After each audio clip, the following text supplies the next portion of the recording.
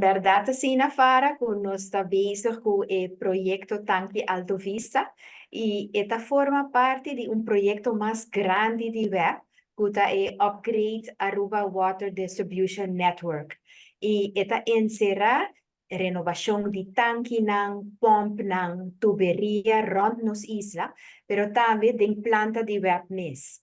Então, esse tour é renovação grande, mas se guarda assim, para porque da cumplir con demanda creciente de agua de nos isla, pero también para queda por cumplir con calidad alta de agua.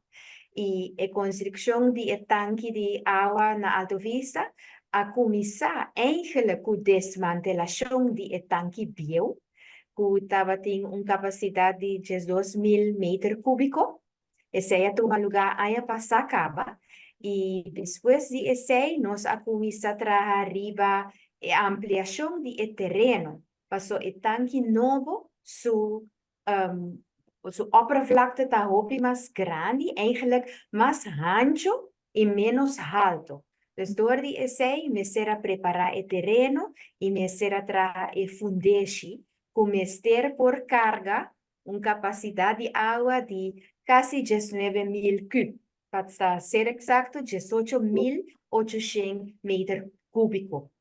Dus esse é um lugar também de curso de tempo e agora que nós está claro com o fundação e agora nós vai construir o tanque novo.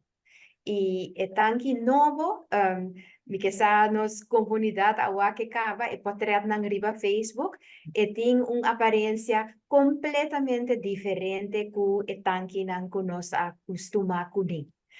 Tinta papia over die da Musamali el Poliedro, outro nada papia de Epcot Center.